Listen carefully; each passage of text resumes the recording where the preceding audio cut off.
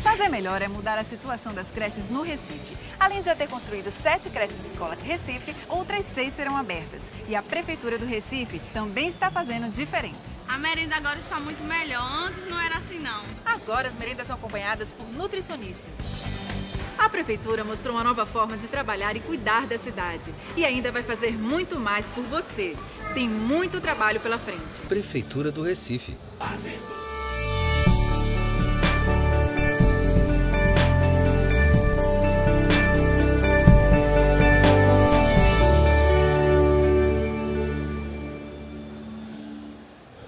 Pode começar?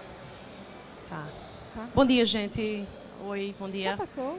Meu nome é Clara, eu fui coordenadora de projetos educacionais pela Universidade Carnegie Mellon, na cidade de Pittsburgh, na Pensilvânia, o departamento de robótica, e trabalhei lá por 5 anos e depois de 13 anos morando fora, voltei para o Brasil. Aí estou aqui com alguns projetos educacionais que a gente vem implementando, eu junto com a Carmen. E aí a gente vai falar de um projeto novo que a gente vem desenvolvendo, que se chama o Jardim Digital. Bem, eu sou Carmen, sou bacharelanda em Química e trabalhei quase 20 anos na área de fotografia publicitária, como fotógrafa, alô, na área de fotografia publicitária. E hoje eu trabalho como professora na Escola Internacional de Aldeia. Faço um trabalho com laboratório de matemática e com Clara a gente trabalha uma oficina de robótica, fotografia. Também aí abracei essa ideia, né, uma ideia de Clara aí do Jardim Digital, né, e vamos mostrar aí para vocês esse Pois trabalho. a gente tem... Eu vou falar um pouquinho da experiência que eu tive e por que essa ideia do jardim com o digital, né? E foi chegando no Brasil, acho que foi mais ou menos o quê? Uma semana... Eu cheguei no Brasil, depois de 13 anos lá fora. A primeira semana eu fazia um curso em Olinda, na zona rural. O curso chama Permacultura, né? Eu vou falar um pouquinho depois de permacultura, mas é aquela coisa, eu saí de um laboratório de robótica para entrar na Mata Atlântica, né? Então, assim, foi fantástica a experiência que eu tive de a gente poder botar a mão na massa e construir, e aí essa coisa do jardim, da natureza, da gente plantar, da gente pensar nessa ideia de como... porque a permacultura, na verdade, é uma tecnologia moderna, né? E aí também a parte da alimentação, que é a alimentação bem mais saudável, e aí foi... Mais ou menos foram 6 meses de experiência, todo final de semana indo lá e produzindo, construindo. Construímos tijolos, né, para a construção de casas sustentáveis. E aí me apaixonei assim, eu imaginei como é que eu vou unir essas duas áreas, né? A área de robótica, tecnologia, com a área de permacultura. E aí, a permacultura, né, ela é a união das culturas ancestrais com o conhecimento da ciência moderna. E aí eu pensei, como é que eu vou fazer isso? E aí a permacultura, eu acho que é um sistema bacana, assim, essa foto, que é a produção do ovo, né, no sistema de permacultura, totalmente sustentável. E aí a produção, que é a produção do ovo da escala industrial, né? Do gasto de energia, das pessoas envolvidas, de como é esse processo, né? E realmente a gente aqui no processo industrial a gente trabalha contra a natureza, né? Porque usa muito material e não devolve, né? E na permacultura é diferente. Então, o fundador da permacultura, que é Bill Mollison, ele fala que a permacultura é um sistema de design para a criação de ambientes humanos sustentáveis e produtivos em equilíbrio e harmonia com a natureza. Então, essa ideia de você poder trabalhar com a natureza e não contra. E aí a área de tecnologia, né, que foi no laboratório CREATE, que se chama Comunidade Robótica, Educação e Tecnologia do Empoderamento. Então, sempre que a gente pensava no desenvolvimento de novas tecnologias, que tem aqui o GigaPan e o Kit Hummingbird, que eu falo um pouquinho mais e mostrar alguns exemplos, o laboratório pensava muito nessa ideia de comunidade, né, de empoderar. O que é que a gente vai desenvolver? E aí, posso mostrar um videozinho dos nossos alunos na Escola Internacional de Aldeia, usando o kit robótico. Na verdade, o kit robótico ele foi desenvolvido com a ideia de trazer meninas para a área de robótica, tecnologia, engenharia, mas que são usados não nessas áreas. São usados na aula de arte, na aula de biologia. E aí vocês vão vendo uns exemplos e imaginando como pode ser implementado, né, esse kit super simples que usa as partes robóticas, servos, LEDs, os motores. Um sensor de distância, quando aproxima a mão, o robô aciona. Eu fui lá ver aqui. Ou seja, se eu tentar pegar um doce, aqui há LEDs, mas que não estão aparecendo muito, porque eles estão ofuscando. E ele foi feito para quê, esse robô? A gente fez para quê? Ocasiões especiais, como aniversários. Principalmente para especificamente para o aniversário de Mr. Fry, que foi o criador do nosso colégio, e que a gente queria fazer uma coisa mais diferente, mais dinâmica. E aí, como é que a gente quer fazer uma ideia mais legal, assim, uma coisa surpreendente que, assim, difícil de imaginar. Então, com essas ideias, né, da permacultura, tecnologia, aí foi quando veio a ideia realmente do Jardim Digital. E aí algumas ações que a gente está fazendo com nossos alunos, a gente também dá oficina lá. Além de eu trabalhar com professores na Escola Internacional de Aldeia, eu também tenho uma oficina de robótica e fotografia junto com a Carmen. Essa aqui é a barraca de fruta. Bem, eu vou falar dessa barraca, né, como é que eu cheguei na barraca. A escola, a nossa escola, né, ela está na comunidade de Aldeia. E ao longo da estrada tem muitas barracas, muitos comerciantes locais que vendem, né, sua produção ali na... E também lá na estrada, quem conhece, o pessoal está utilizando muito para fazer pedalar, o pessoal vai fazer, né, turismo cultural, fazer trilhas.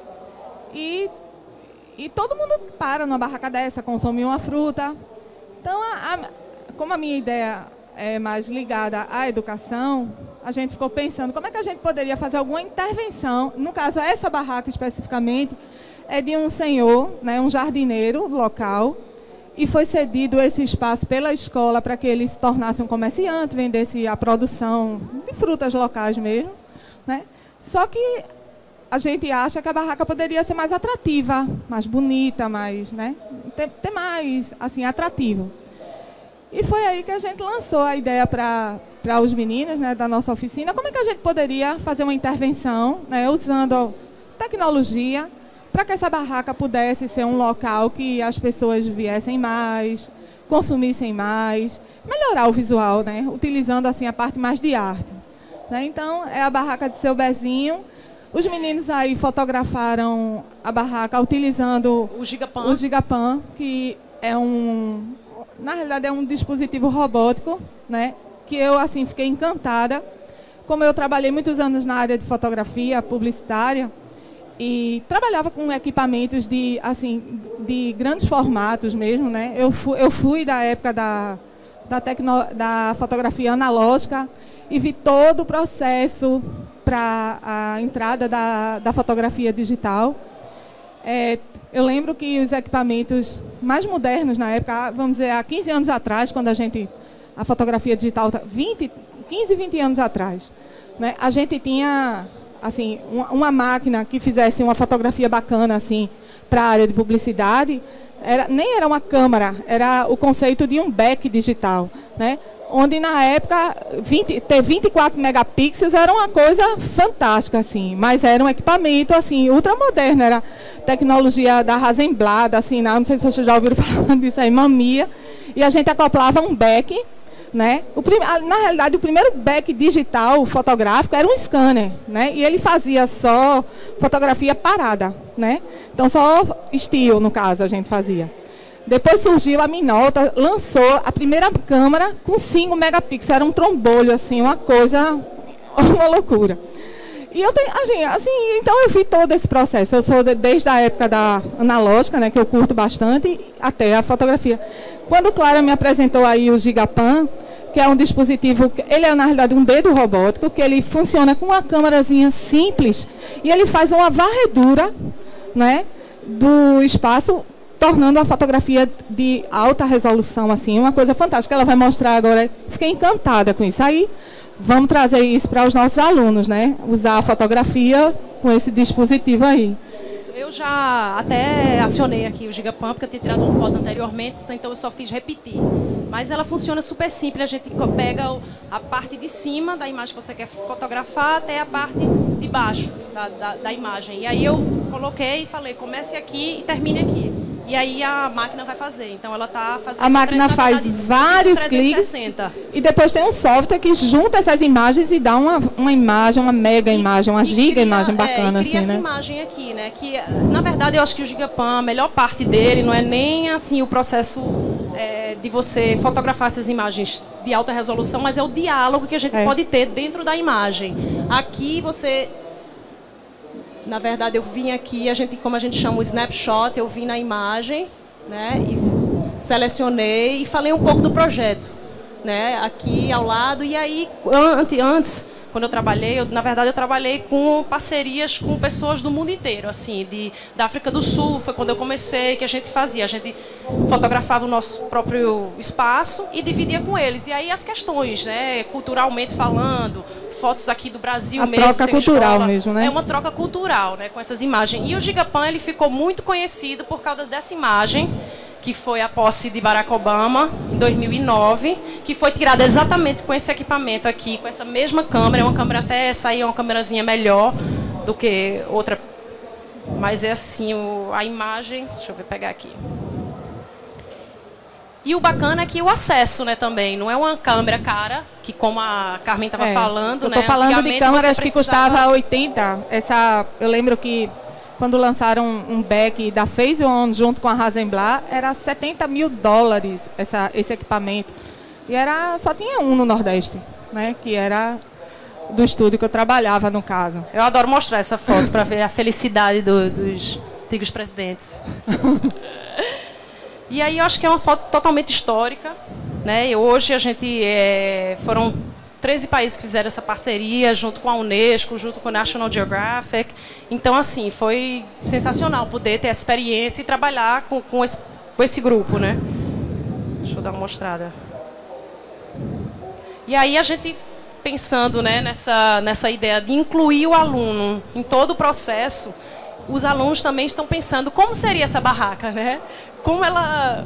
E aí eles desenham, eles pensam, eles debatem. A gente também acredita, né? Assim, eu como educadora, Clara, com outras, né, funções também, que eu acho que o grande papel da tecnologia, né, é o social, né? É o desenvolvimento social de uma comunidade. Eu vivo numa comunidade, eu sou moradora da comunidade lá de Aldeia há 28 anos, então a gente, esse ano, a escola está toda mobilizada em torno da comunidade. Como é que a gente pode, né, implementar tecnologias para desenvolver aquela comunidade, para melhorar a qualidade de vida daquela comunidade, né? Então, esse é um projetozinho pequeno, né, mas que pode repercutir, ter um impacto em todos vamos dizer, os barraqueiros em torno daquela estrada, né, que são vários, né? E a gente falou até o processo de compostagem, né?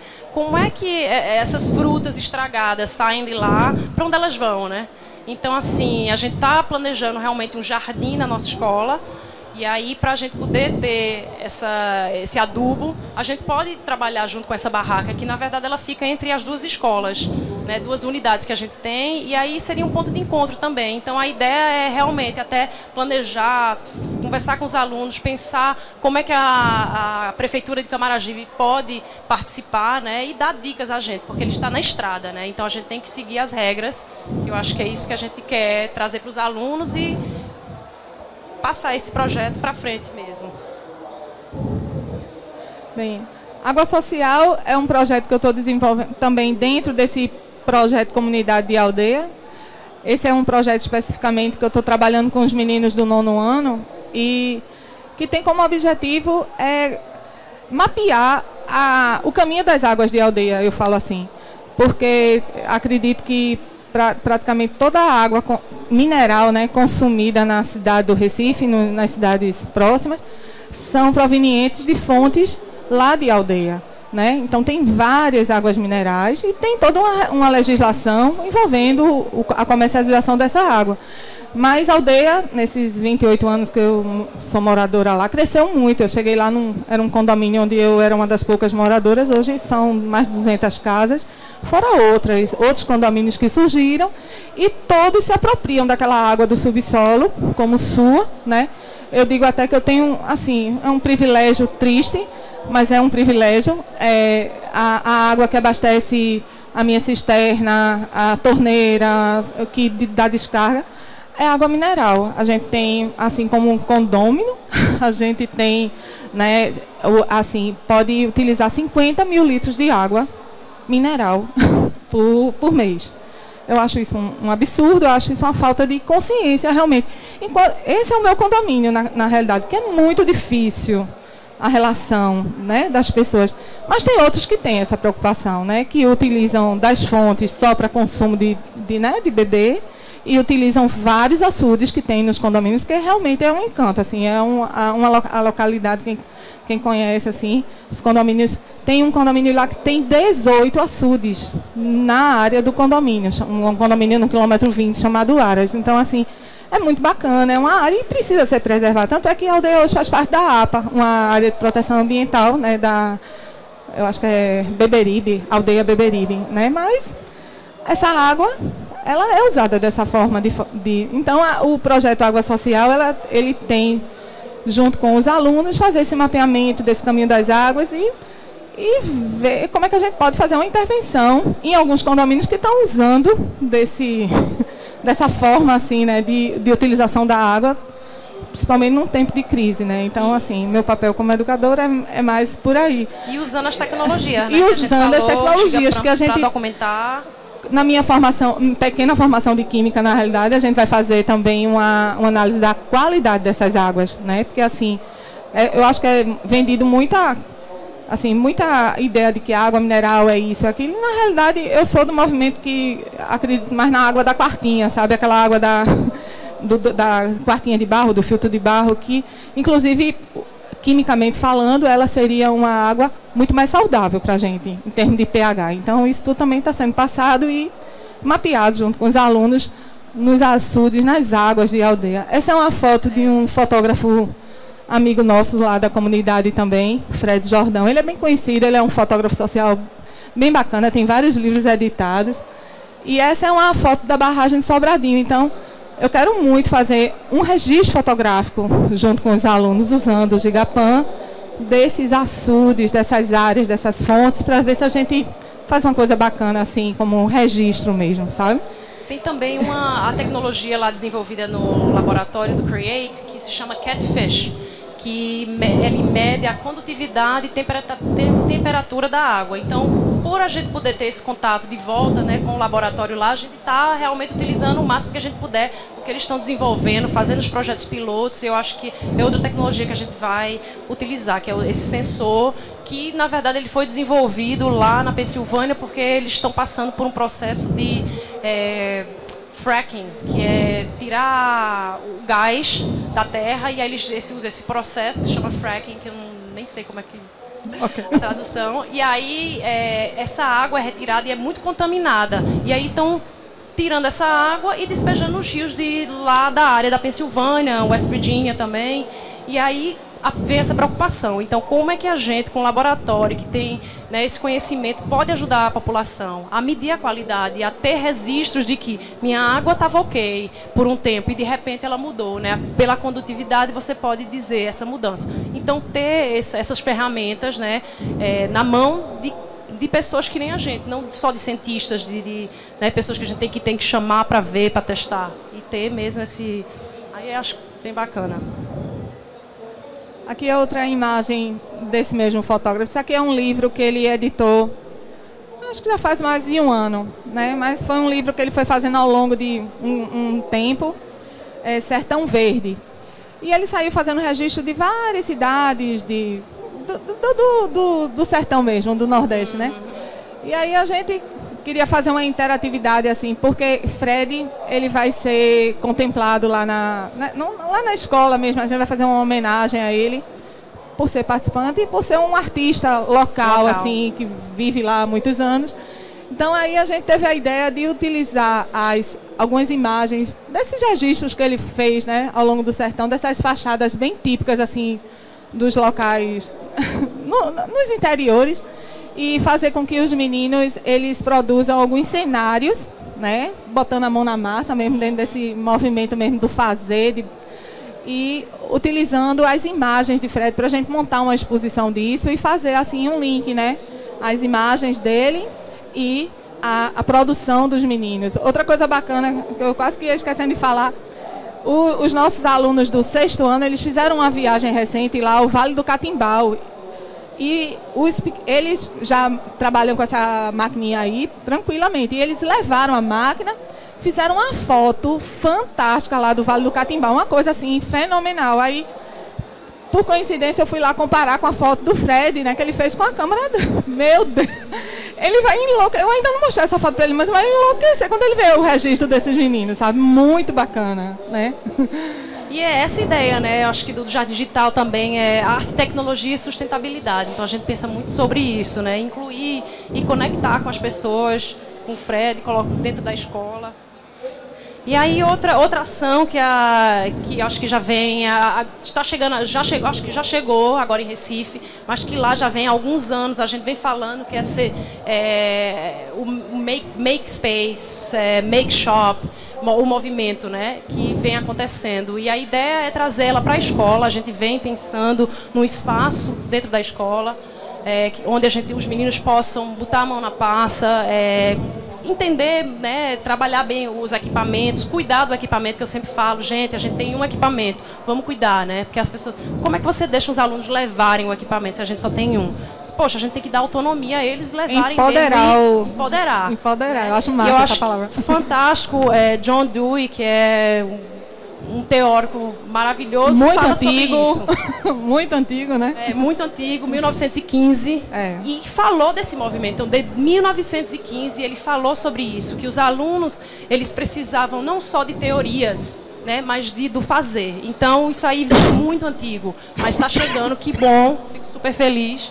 E aí, a gente vem construindo isso, né, o Make Shop, isso aí é no projeto do Hummingbird, usando robótica lá num espaço, numa escola só para meninas lá na Pensilvânia, e elas estão usando o equipamento na aula de anatomia para construir o braço, né, humano, e estudar tudo, né, só que de uma maneira bem mais atrativa, né, e eu acho que isso aí, quando você faz, você não esquece não, né. E aí, acho que a gente faz com essa ideia do Make Shop, né? A gente quer fazer isso na escola e aí a gente conversa com os alunos. E aí, como seria essa sala, né? Imagina, assim, eu quero que você sonhe desse espaço do fazer, esse espaço que vocês possam ir, pensar, prototipar, né? Isso é uma coisa nova. Assim, eu posso falar, fazem 9 anos que eu trabalho, né? Retornei à área da educação. E é uma coisa nova, essa coisa de empoderar o aluno a ter as ideias e a botar a mão na massa e a construir, sabe? Eu acho que os nossos alunos passaram muito tempo naquele esqueminha, né, de escola mais formal. Então, se a gente não começar a ensinar, eles não vão aprender. Então, assim, a gente tem que começar a ensinar. Realmente, eu acho que isso é uma coisa que ainda vai levar um tempo para que eles se apropriem dessa nova forma e usar a criatividade, que é a habilidade e a competência do século XXI, né? Botar os meninos para cooperarem e construírem, né? Utilizar tecnologia e colocar suas ideias lá como protótipos, né? Eu adoro essa imagem que eu disse, pode botar um escorrego? Eu disse, pode botar. Esse aí é o escorrego para quando você precisar refrescar suas ideias, né? E aí a gente fala dessa coisa da tecnologia mesmo. Tecnologia é o papel também, né? De como a gente utilizar o papel. Aí é diferente. Aí sim a gente pensa nessa coisa da inovação e aí essa seria a ideia, né? A gente, por estar em aldeia, é fantástico, de poder chegar no Recife e dizer assim, vou para a aldeia, que bom. Fiquei super feliz e chegar na escola, né? Quando eu cheguei na escola há 9 anos atrás, as salas eu achava, assim, um exemplo. eram salas abertas, voltadas para uma mata, né? Aí, por conta da demanda das famílias, né, que vão chegando e vão comparando, né, a escola com outras escolas, todas fechadas com ar-condicionado, a escola mudou. Aí mudou e botou ar-condicionado em todas as salas, fechou as janelas. Então, assim, eu acredito num retrocesso. Claro que eu acho que tem que ter o ar, né? Mas eu acho que o espaço ele tem que ser sustentável. Tem dias que falta luz e a gente não dá aula, porque não tem luminosidade, o espaço foi totalmente fechado, não tem uma janela para dar aula. Então, a gente não...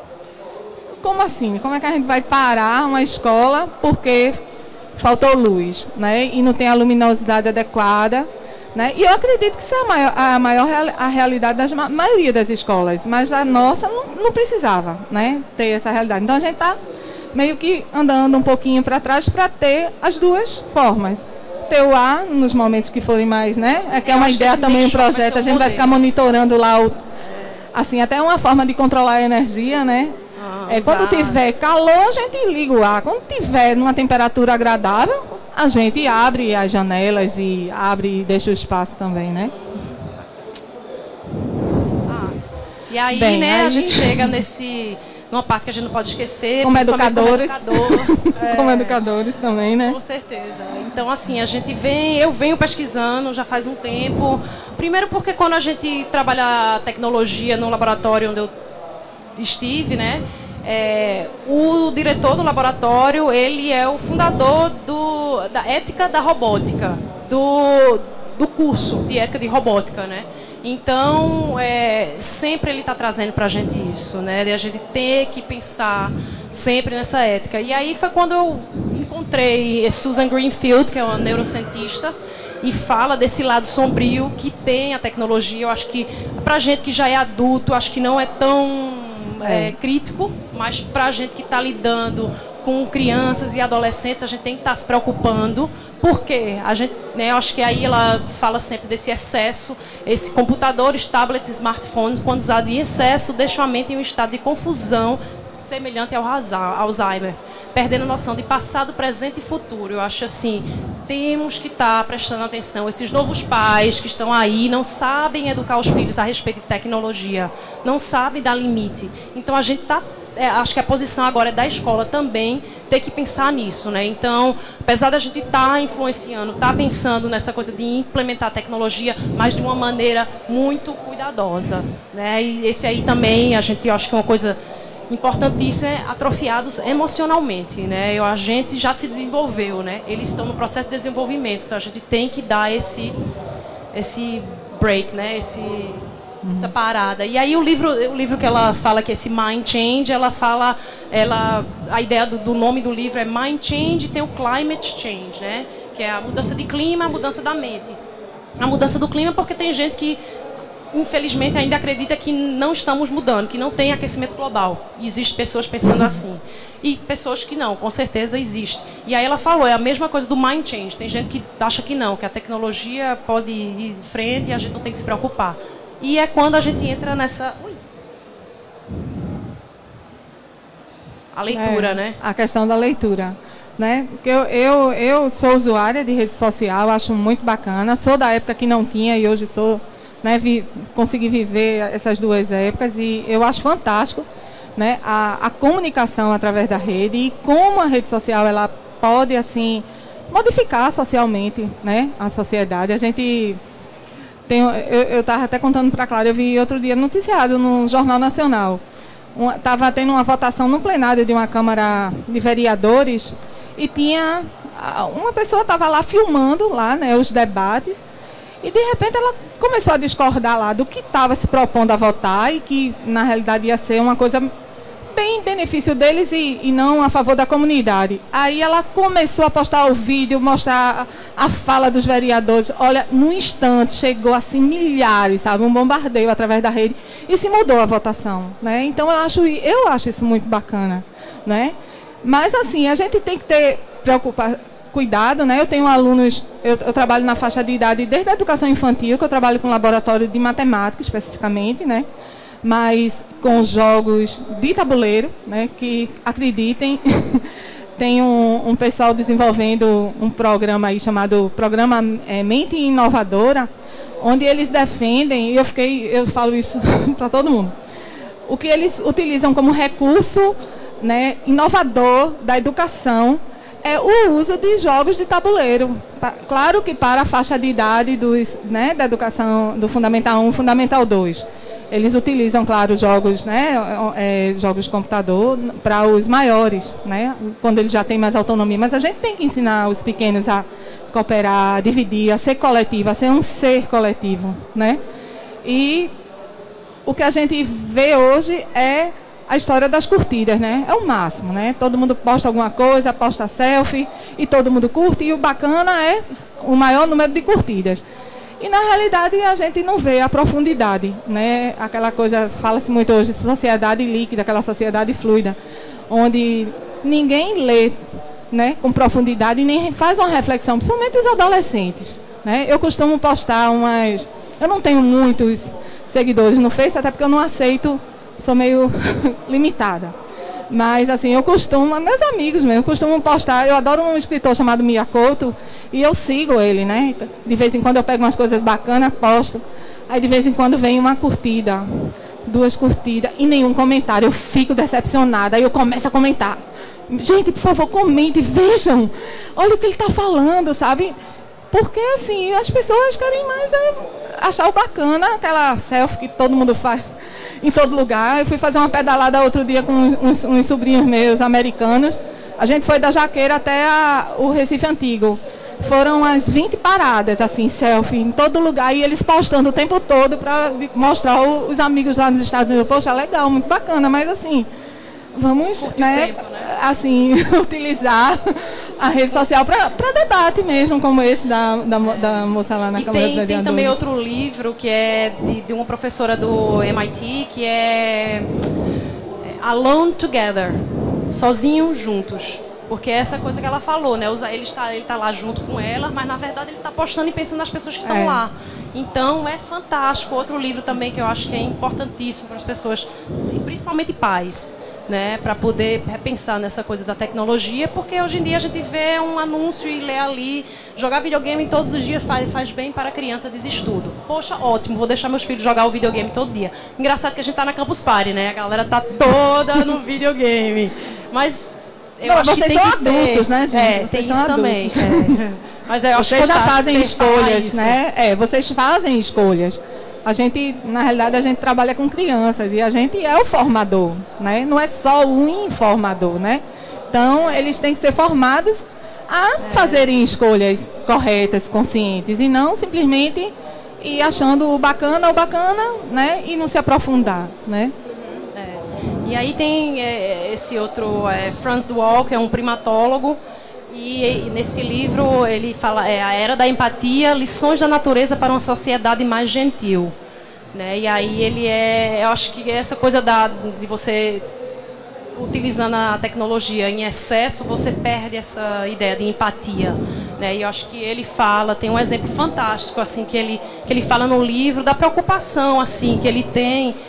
As pessoas hoje em dia só pensam em si, né? Não pensam no coletivo. Então, no projeto Jardim Digital, a gente está pensando sempre no coletivo, né, Carmen? Vamos comunidade, coletivos, alunos, como autores assim das transformações da comunidade, né? Para que isso, né, cresça dentro deles, assim, essa vontade do ser coletivo, né? Que eu acho bacana essa frase aí, porque ele diz assim, né? Se a gente não olha esse ser coletivo, é como a gente ignorasse milhões de anos de evolução, porque o homem, ele na realidade evoluiu por ser coletivo e não por ser individual. Então a gente não pode deixar que essa individualidade, né, estagne, assim, vamos dizer, a evolução, que sempre foi assim, coletiva, né? O exemplo que ele fala no livro é sobre um presente, né? Ele vai ganhar um presente de alguém e as pessoas sabem que ele gosta de cozinhar, né? Os amigos sabem que ele gosta de cozinhar e aí vem um amigo e para presente dele, presentear dá sei lá, uma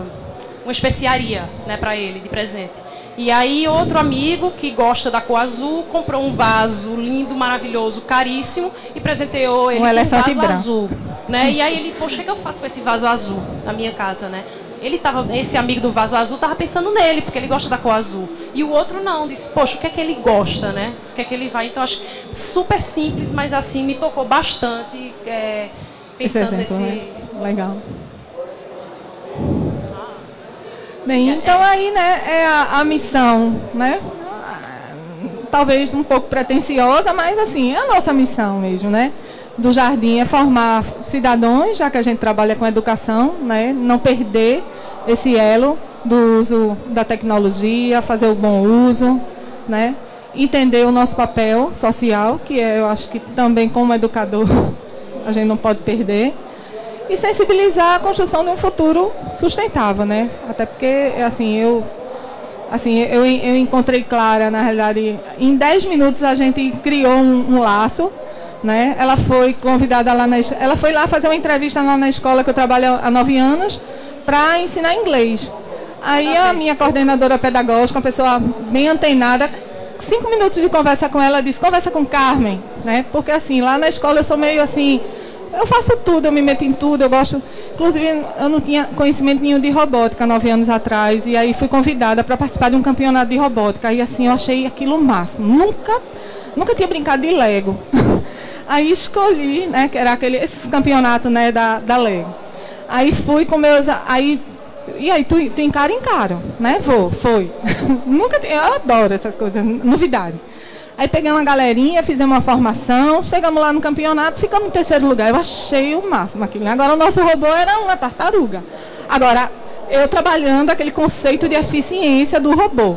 Eu vi quando eu cheguei no campeonato, que eu vi o robô do stand do lado, meu irmão, o que é que a gente vai fazer com o nosso? Né? Que o nosso era uma tartaruguinha mesmo, devagar, mas o bicho preciso. Tanto é que a gente chegou lá no Nacional com a precisão, né? Claro que não saímos de lá, mas porque é uma coisa que eu acho bacana de trabalhar também, né? Que ele seja eficiente, né? Para mim, eficiência, para mim está em primeiro lugar, né? Mas o robô do amigo lá, ele corria feito um danado, mas derrubava tudo no tabuleiro lá. Aí nossa, mas eu achava que ele ia abalar, né? Ele não entrou nem nas finais, assim, o robozinho, mas lindo, poderoso lá.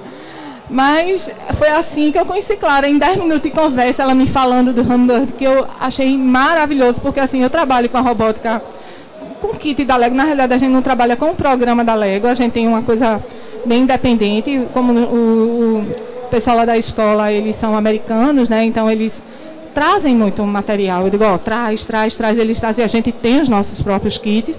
E aí a gente faz um trabalho independente. Os meninos fazem o que querem, brincam, a gente brinca, monta, faz os campeonatos internos, propostas internas, de vez em quando vai para campeonato, cumpre nosso papel, mas assim, não é o foco, não é o nosso foco. Nosso foco é popularizar a robótica para todos, porque também é uma coisa, né? Quem ama, ama, quem não ama... Eu já tive essa experiência de botar para todos a robótica lá no laboratório, e assim, aí ficam naquela...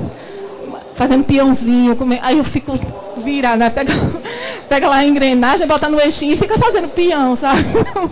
Também não é essa a função. Então a gente deixa para quem gosta mesmo, para quem, né? E utiliza, né? Para o artista que quer, vamos dizer, robotizar lá fazer o bolo, aquilo ali a gente chamou bolo de caramelo, porque aquilo ali foi a ideia deles, fazer um bolo, né? Para homenagear o diretor da escola no dia do aniversário. Aí a gente, toda vez que ele botava, ele ficou encantado, né? Botava a mão para pegar o caramelo. Como é? Happy birthday, Mr. Fry.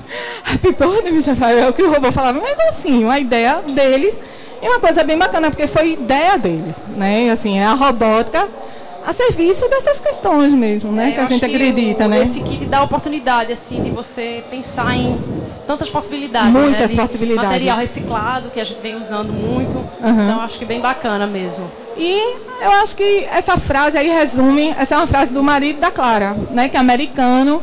Mas eu achei massa. Ela me mostrou ontem, eu digo, que legal. Que também fez curso de permacultura, mas fez curso lá nos Estados Unidos. Né? E a gente falando sobre isso, né? Sobre a apresentação, o que a gente quer fazer então mesmo. Isso é o que eu acredito, que a gente acredita, né? Que sem o homem a natureza, né? Ela continua, floresce, mas sem a natureza o homem desaparece, né? Então essa é a nossa proposta, assim, de trabalhar com tecnologia, né? Colher, né? Cuidado, aplicar para... Com esse cuidado, né? Com esse sempre. cuidado aí. Porque as pessoas têm mania de dizer, Clara, vamos ver esses jogos, vamos fazer isso. E aí eu disse, calma, gente, vamos, né? Tem um colega nosso que diz assim, vamos gamificar tudo, vamos, mas também não vamos deixar de fazer né, o nosso papel como educadores, né, assim, porque é muito bacana, eles adoram, né. Eu, no laboratório de matemática, eu tenho uma lousa digital, né? Foi comprada lá na época que surgiu numa feira lá. Os meninos amam e eu uso muito a interatividade da lousa com os jogos de tabuleiro. Eu boto os jogos de tabuleiro na lousa e a gente joga todo mundo. Então, assim, é uma forma de estar usando lá aquela tecnologia. Os meninos adoram. Mas eles também adoram estar sentadinhos ali jogando Mancala, que é um joguinho, assim, que eu não sei se vocês conhecem. Eu conheci esse joguinho faz uns 10 anos, mas é um jogo africano, extremamente popular nos Estados Unidos e em várias partes do mundo, né? E o jogo, ele é, assim, você simula o ato de plantar, semear as pedrinhas, as sementes. Então, assim, é uma coisa que volta essa coisa, assim, da natureza. E é um jogo bacana, e tem ele. Se você acessar, tem ele virtual, assim, você joga rapidinho e tudo mais. Mas eles gostam do tabuleiro. A gente tem uns tabuleiros lindos com as pedrinhas coloridas. Eles adoram isso também, os pequenos, né? Viu? Eu acho que a ideia é essa, né? A gente poder trazer mais pessoas para trabalhar com a gente, de pensar nesses projetos. Então, assim, a gente tem ali, né? Se vocês têm contato da gente, se estiver interessado, eu posso mostrar mais um pouquinho do kit Hummingbird, as partes que vêm, outros projetos que vêm sendo implementados no laboratório. Eu tenho até, na verdade, eu não tenho nem cartão da escola, mas ainda tenho lá do laboratório. E aí vocês podem acessar o site, são vários projetos que vêm sendo desenvolvidos. Obrigada. Obrigada, pessoal.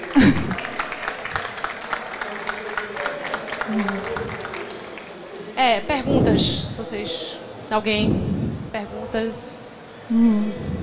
Interesse em alguma...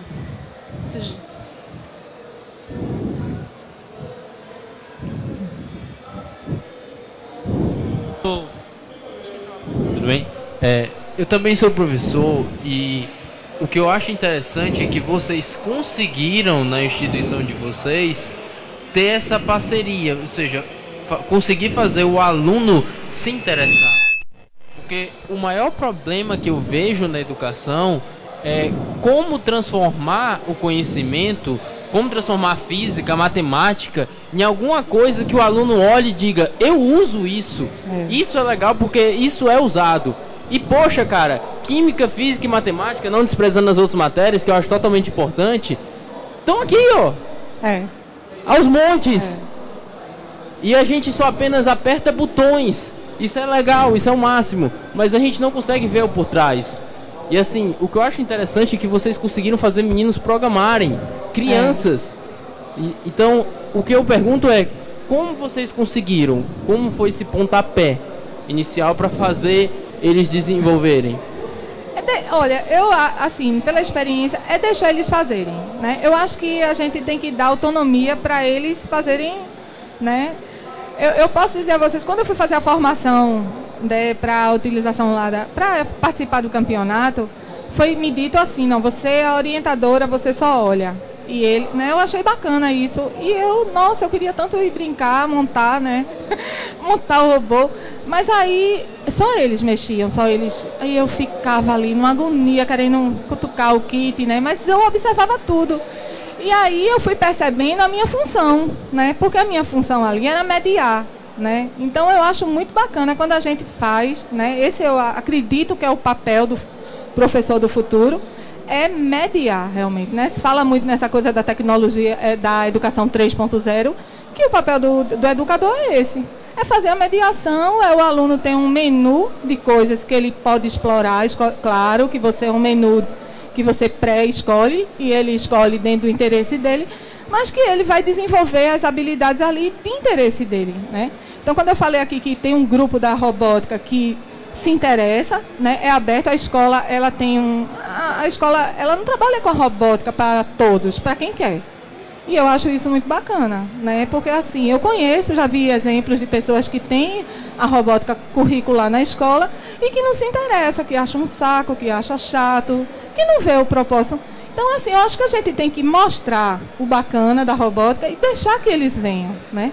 E a partir do momento que... Meu irmão, quando eles pegam lá o softwarezinho eles pintam um set, ele faz o robô fazer coisas que você nem imagina. Coisas que eu não sei, mas que eles são os fuçadores realmente, né?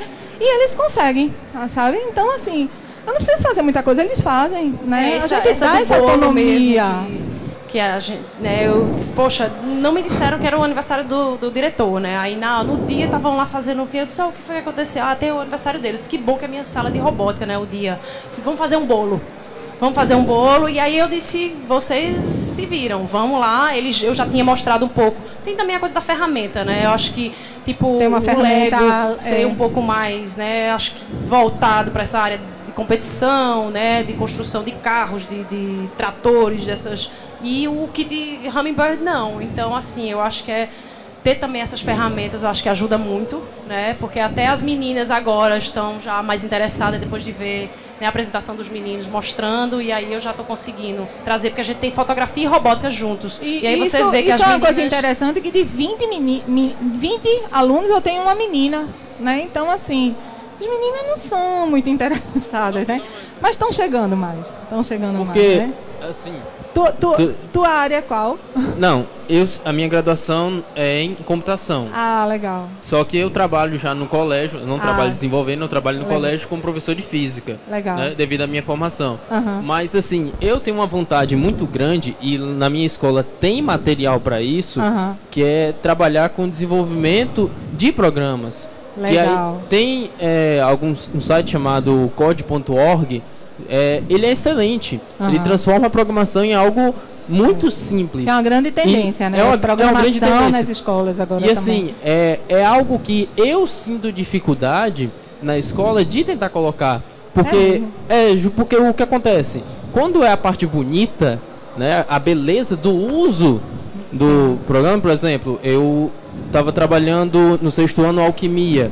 E eu falei da alquimia, e em seguida eu apresentei um aplicativo que era de alquimia. Você ia combinando os elementos lá, a partir dos 4, iam gerando todos os outros elementos. Nossa. É ótimo, é excelente.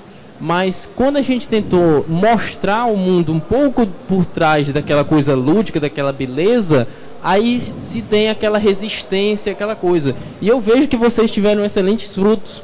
Por isso que eu perguntei como fazer.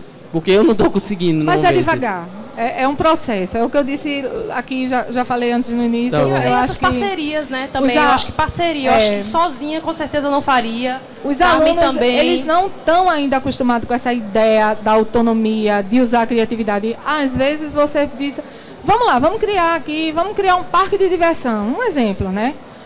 Eu não sei nem por onde eu começar a ideia, ele diz.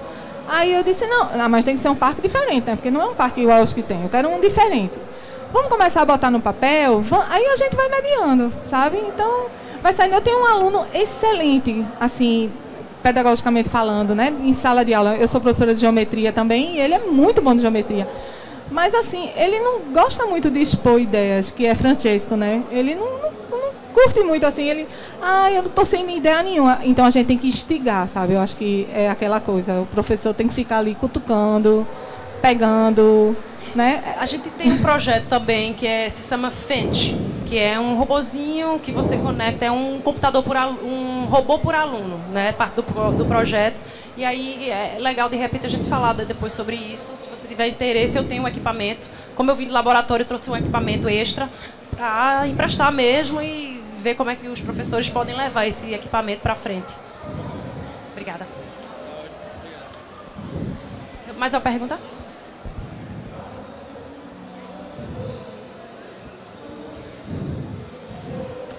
Bom dia, parabéns pela apresentação. Obrigada. Meu nome é Júlia, eu sou aluno de computação da Universidade Federal de Alagoas. Comecei agora o curso, mas eu já estou há um bom tempo na área porque eu me formei em técnica informática pelo Instituto Federal. Legal. Enfim, é uma coisa que eu acho que é um problema, principalmente para as pessoas que são bem conservadoras em questão de ver a tecnologia como uma vilã, porque acredita que as mudanças que acontecem na sociedade, pela tecnologia, acaba tirando um pouco do que existia no passado, por exemplo, o contato das pessoas. E acredita, por exemplo, que rede social, a internet, acaba afastando as pessoas. Enfim, na verdade, na minha opinião, a tecnologia em si não é boa ou ruim, mas o que você faz com ela. Exatamente. Então, você usa a tecnologia da forma como você usa, você pode sim fazer mudanças positivas na sociedade, e é o que vocês fazem. A ideia de jardim digital, achei bem interessante. Então, eu acredito que é legal, quando se faz um projeto como esse, também ter debates e discussões sobre essa questão humana, né? Do papel humano que a tecnologia tem na sociedade. Porque muitas pessoas conservadoras veem a tecnologia como uma vilã. Isso é um problema. Inclusive até para que as mulheres participem mais. Porque as meninas que dizem que as meninas são mais... tem um papel social mais forte, né? Então elas vendo a tecnologia, não vendo esse lado humano da tecnologia, elas acabam se afastando. Então, acho legal esse tipo de debate, essa discussão, e por isso eu achei interessante o projeto de vocês. Legal, obrigada. Obrigada também.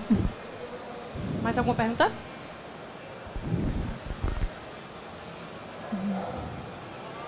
Só isso.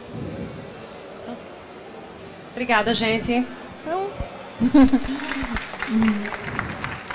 Bom.